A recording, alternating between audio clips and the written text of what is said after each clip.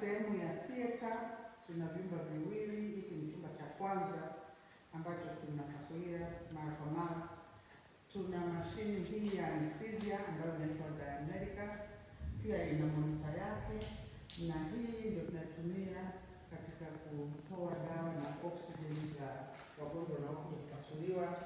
Hii monitor inaonyesha pulse, kwa maana mapigo ya moyo, inaonyesha blood pressure, inaonyesha na oxygen kwenye mwili. Kwa hiyo inatusaidia sana wakati wagonjwa wako kwenye dawa kulala, kujua kwamba wako vizuri. Anesthetist anasimama hapa, madaktari wanakuwa wawili, lazima tu wawili, mmoja anamsaidia mwenzie, na saa nyingine tunakuwa na watu wengi kwenye chumba. Wataalamu kutoka Marekani na wengine wameshakuja hapa na kupasua na sisi. Kwa hiyo mmependa